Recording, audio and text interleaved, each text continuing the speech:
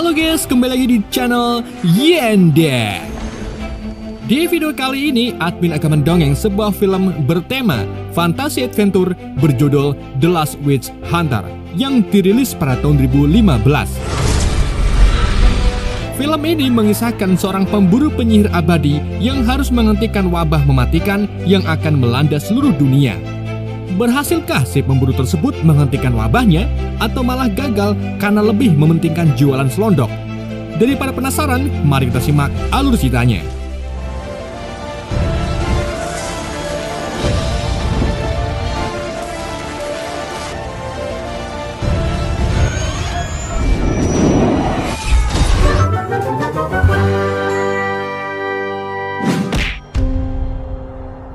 Pada zaman dahulu kala banget, tepatnya abad gak tahu, daerah gak tahu, seorang prajurit bernama Calder membawa sekutunya untuk memburu ratu penyihir yang telah menyebarkan wabah mematikan.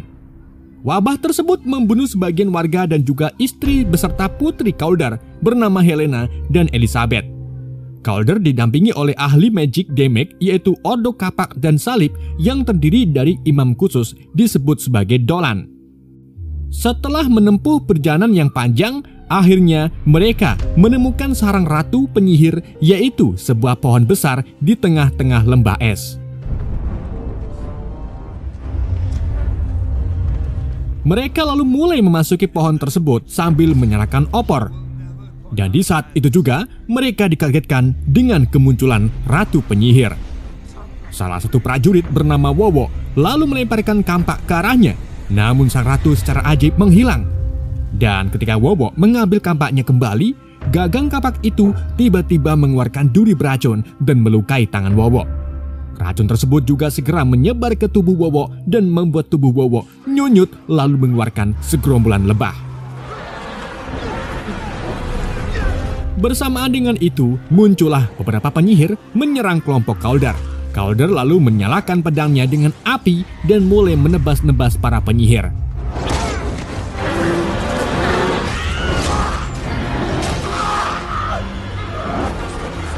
Namun, karena target utamanya adalah sang ratu, ia pun pergi ke ruangan lain. Setibanya di sebuah ruangan, Calder dihampiri oleh bayangan Elizabeth yang secara langsung memeluknya. Namun ternyata itu bukan Elizabeth, melainkan batang burung kuntul. Sang ratu kemudian mendorong Calder ke dalam lubang, lalu menangkapnya dengan uyut minang.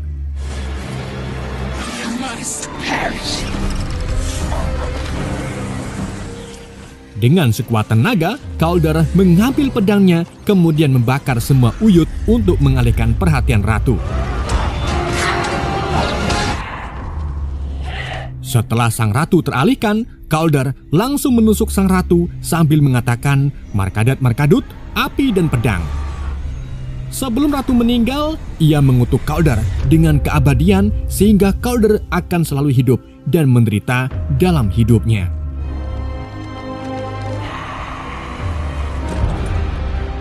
Scene kemudian berpindah ke 800 tahun kemudian, tepatnya di masa sekarang, di mana keberadaan penyihir kini masih ada di antara manusia. Namun mereka dilarang oleh Ordo Kapak untuk tak melakukan sihir kepada manusia normal. Jika ada yang melanggar, maka akan dihukum sesuai peraturan yang dibuat oleh Ordo Kapak.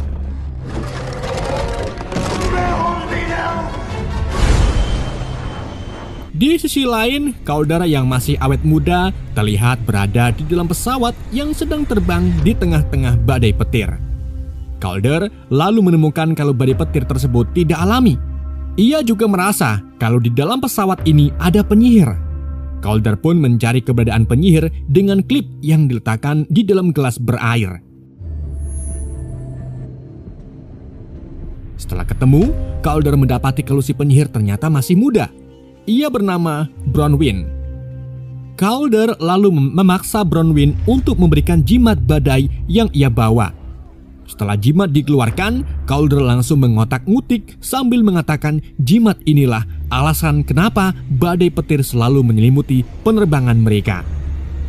Di saat itu juga, angin kencang mengguncang pesawat yang membuat semua penumpang mulai panik bahagia. Untung saja, Calder berhasil menetralisir jimatnya dan badai secara ajaib menghilang.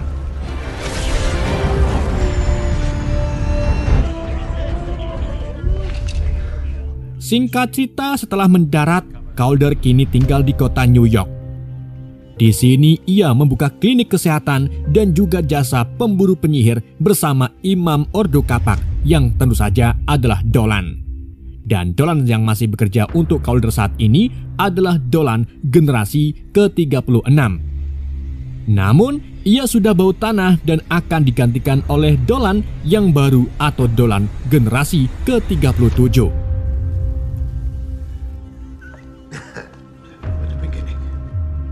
Di malam itu juga, Dolan ke-37, kita sebut saja namanya Eko, mendatangi rumah Dolan 36 untuk melakukan registrasi. Eko lalu diberikan buku panduan Ordo Kapak dan diminta untuk mempelajari dalam waktu 2 hari. We bear responsibility. Promise me. It's my job. Saat Eko keluar dari rumah Dolan 36, seorang pria dengan rambut gondrong mirip tolpak terlihat berdiri di depan gang. Ia menatap ke arah rumah Dolan 36 seperti akan melakukan sesuatu.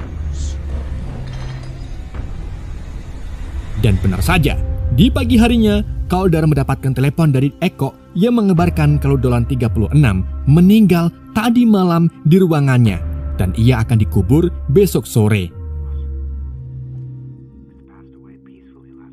Dan pada hari itu juga, Eko diresmikan oleh Ordo Kapak menjadi generasi Dolan ke-37.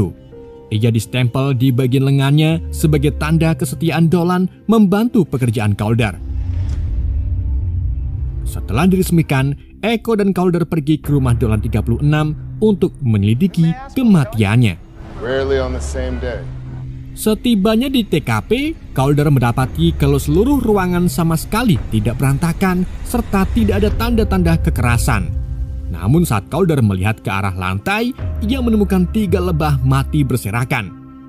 Calder lalu menaburkan micin ke tubuh si lebah dan seketika itu juga seluruh ruangan yang tadinya rapi berubah menjadi berantakan. Yang artinya, kematian Dolan 36 disebabkan oleh sihir.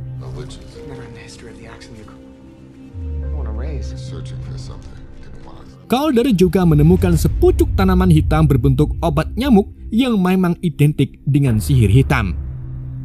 Gak cuma itu, Calder juga menemukan buku milik Donald 36 yang memiliki halaman bersidik jari darah. Dan di area sidik jari tersebut tertulis death atau kematian.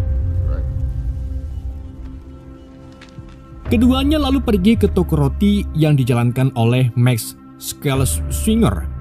Toko roti tersebut sangat ramai pembeli sampai mengantri di jalanan. Dan ternyata Max ini menggunakan penglaris berupa belatung ajaib yang dicampurkan ke dalam adonan rotinya. Pantas saja rasanya enak. Max juga mempunyai bisnis sampingan yaitu jual beli barang gelap dengan penyihir. Hal itulah yang membuat Calder curiga bahwa Max menjual tanaman obat nyamuk ke penyihir yang membunuh Dolan 36. Setelah bertemu, Calder langsung menunjukkan tanaman hitam kepada Max dan mengancam akan menyiksanya jika tidak memberitahu siapa pembeli tanaman ini. Max pun memberitahu kalau pembelinya adalah seorang penyihir bernama Elik. Dan keberadaan Elik sekarang ada di sebuah rumah yang memiliki tanaman apel liar busuk. Tanpa pikir panjang, Calder pun mencari rumah tersebut, sedang Eko diminta tetap berada di rumahnya. Di sisi lain, seorang bocil bernama Keriting Kroco menemukan banyak permen beruang di jalanan. Permen tersebut mengarah ke sebuah rumah yang memiliki pohon berbuah permen. Saat si Keriting hendak memakan permennya, Calder datang dan langsung menepuk pundak Keriting. Dan seketika itu juga, pohon permen berubah menjadi pohon apel liar busuk. Si Keriting pun ketakutan dan pergi dari tempat tersebut. Sedangkan Calder memasuki sebuah rumah tua itu dan menemukan anak kecil yang terlihat ketakutan. Ketika Calder mencoba mendekati anak tersebut, si anak malah menyerang Calder dengan sebuah keris. Si anak lalu berubah menjadi pria dewasa yang tentu saja itu Elik. Calder akhirnya berhasil melumpuhkan Elik dan menemukan pulpen milik Dolan 36 di rak lemarinya. Pulpen tersebut menjadi bukti kuat kalau Alec ini pembunuh 36.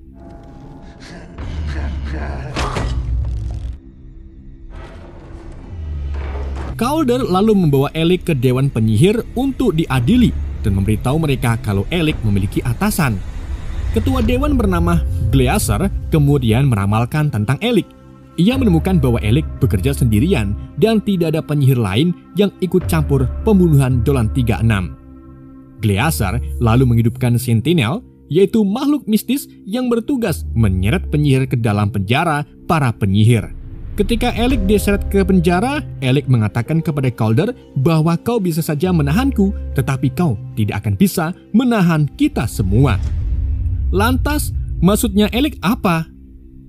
Di saat itu juga, Calder menemukan lalat wabah di tubuh Gleaser, di mana lalat tersebut dulunya digunakannya ratu untuk mengutuk semua warga. Merasa ada yang janggal, Calder pun pergi ke jasad 36 berada.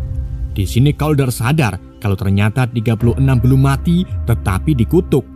Satu-satunya cara untuk mematahkan kutukan ini adalah membunuh penyihir yang mengutuk 36.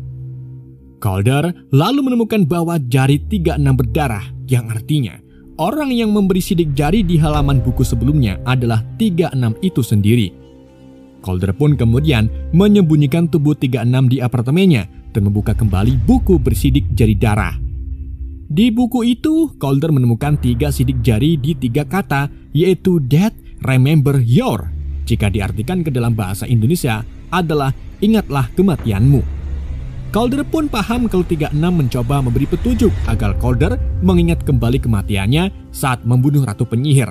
Namun karena sudah 800 tahun, Calder pun lupa. Untuk mengingatnya, Calder pun pergi ke sebuah bar penyihir yang dijalankan oleh perempuan bernama Cole. Cole merupakan tipe penyihir khusus yang dikenal sebagai Dreamwalker, yaitu ahli dalam membuat mimpi. Setibanya Calder di bar, para pengunjung segera keluar karena mereka takut akan dihajar oleh Calder yang dikenal sebagai pemburu penyihir paling barbar. Calder kemudian menghampiri Cole dan meminta ramuan ingatan untuk mengingat kematiannya. Sebagai seorang pebisnis, Cole pun memberi harga $50.000 kepada Cole. Setelah keduanya sepakat, Cole mulai membuatkan ramuan memori dengan buah ceri yang diberi mantra Markadat Markadut Barmangan Ora Udut. Setelah jadi, Calder langsung menelan buah ceri tersebut dan mulai bermimpi melihat dirinya beserta sekutunya sedang berjalan ke pohon besar. Mimpi ini menggambarkan 800 tahun yang lalu saat Calder berhasil membunuh Ratu Penyihir. Calder lalu memasuki pohon yang sudah terbakar hebat dan melihat mayatnya hangus di depan Ratu Penyihir. Namun, sebelum hal lain ditampilkan, seorang penyihir lain bernama Belial datang dan langsung menarik Calder dari mimpinya.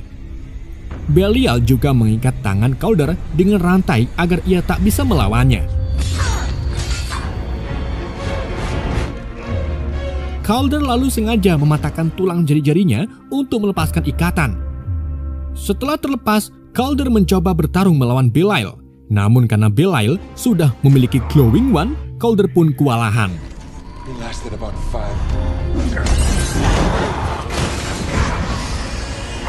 Belial kemudian membakar semua ruangan dan kabur melalui portal Uyut Minang.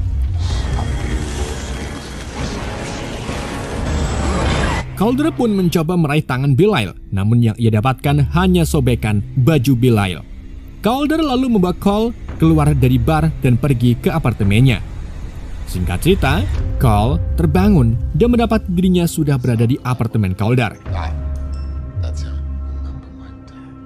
Cole lalu menghampiri Calder hanya untuk memarahinya karena telah membuat barnya hangus terbakar. Calder kemudian mengatakan kalau dirinya masih butuh ramuan memori untuk menemukan jawaban. Cole pun mengatakan kalau dirinya sudah tidak lagi memiliki bahan-bahan untuk membuat ramuan karena semua bahannya sudah hangus terbakar di bar.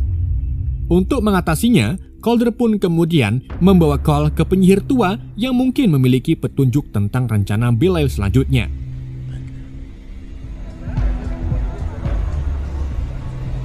Setelah bertemu penyihir tua di sebuah pesta, Calder langsung menginterogasi tentang bisnisnya bersama Belial. Calder mengambil permata milik penyihir tua dan mengancam akan menghancurkannya jika tidak memberi jawaban. Alhasil penyihir tua itu pun memberitahu yang sebenarnya, bahwa dirinya diberi imbalan permata awet muda oleh Belial jika berhasil membuatnya menemukan jantung ratu penyihir. Sebelum Calder dan Cole pergi, Cole dengan sengaja menghancurkan permatanya dan hal itu pun membuat penyihir tua kembali ke wujud aslinya. Bitch. Di sisi lain, Max yang baru saja pulang berjualan didatangi oleh Belial yang mengatakan kau telah mengkhianati janjinya. Belial lalu menangkap Max dan akan dijadikan tumbal pembangkitan ratu penyihir.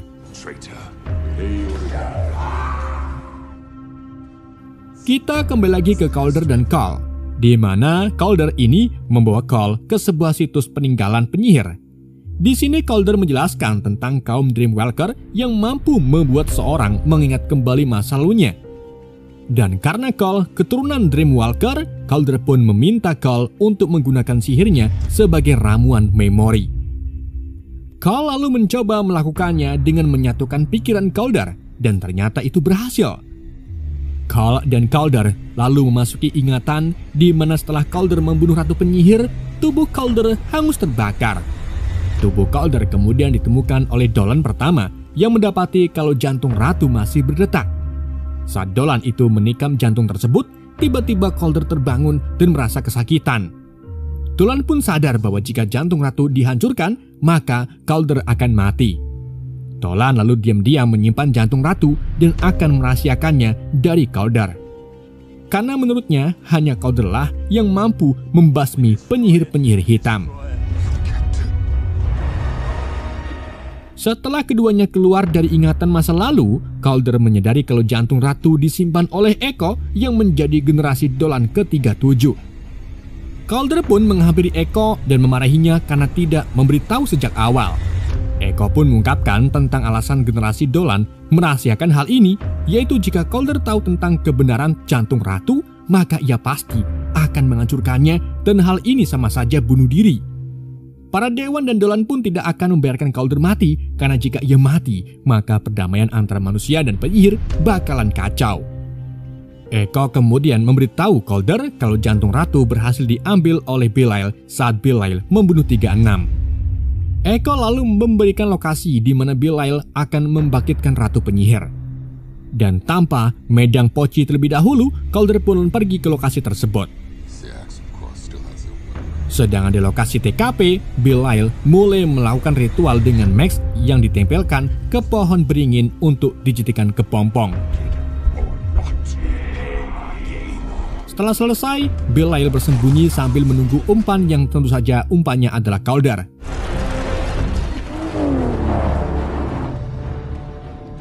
Setibanya di lokasi, Calder menemukan Max sudah menyatu dengan akar. Di saat itu juga, Belial kemudian muncul dari belakang dan langsung menembaki Calder dengan senapan. Namun, Calder berhasil membunuh Belial dengan melemparkan belati ke lehernya. Di waktu yang sama, ratu penyihir pun muncul dari tubuh Max. Ia meraih dada Calder untuk mengambil keabadiannya.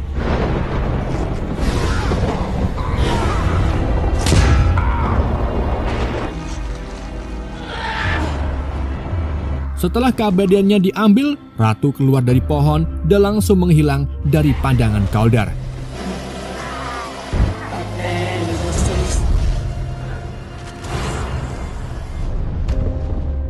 Calder yang sudah tidak abadi lagi memutuskan kembali ke apartemennya. Di sana Calder menemukan Dolan 36 sudah siuman. Dolan lalu mendorong Calder untuk membunuh ratu sekali lagi. Dan jangan pernah percaya lagi dengan Dewan Penyihir karena selama ini ternyata mereka sekutu ratu. Hal ini sudah terbongkar ketika Glacier mengatakan kalau Alec bekerja sendirian. Padahal ia sudah tahu kalau di balik pembunuhan 36 adalah Belial. Calder kini niat dan mulai mengambil beberapa senjata seperti pedang Heisenben yang pernah digunakan untuk membunuh ratu, serta jimat badai yang diambil dari penyihir muda Bronwyn. Calder dan Cole lalu berangkat ke penjara penyihir bersama Echo.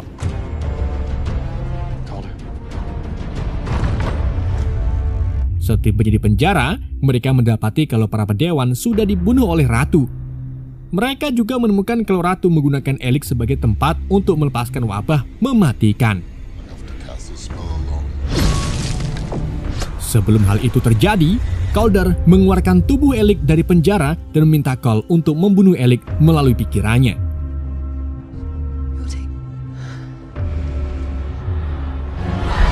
Di saat Cole mulai masuk ke dalam pikiran Elik, Sentinel tiba-tiba datang hanya untuk mengambilkan Elik ke penjara.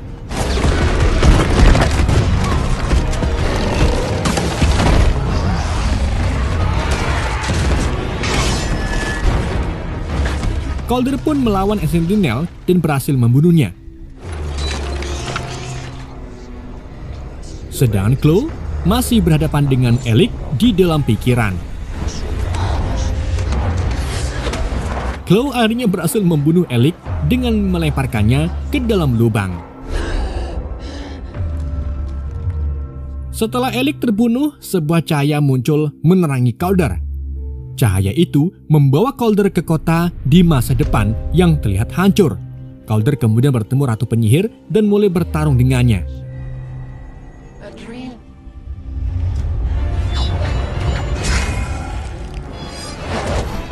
Saat Calder hendak menusukkan pedangnya ke tubuh Ratu, si Ratu langsung berubah menjadi segerombolan kupu-kupu dan menariknya kembali ke dalam penjara.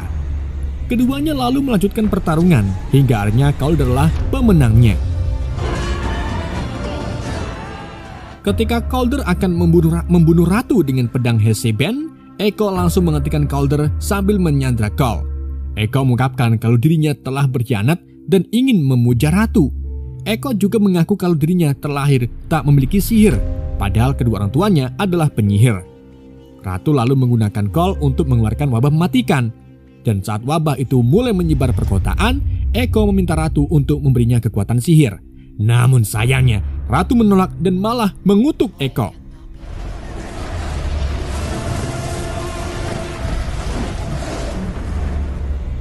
Sementara Calder yang masih terkapar lemas dibayang-bayangi istrinya, ia mengatakan kau harus mengakhiri Ratu Penyihir. Seketika itu juga Calder niat, ia pun mengambil jimat badai dan mengaktifkannya.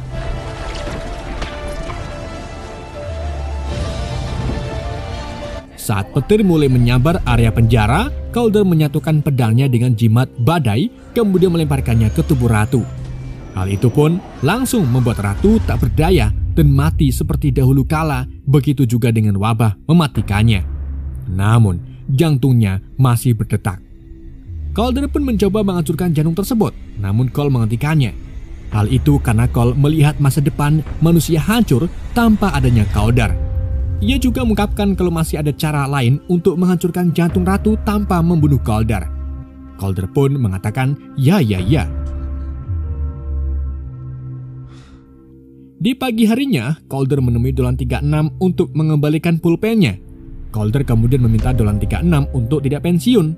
36 pun mengiyakannya. Setelah itu, Calder pergi bersama Cole untuk melakukan tugas selanjutnya dan film pun berakhir.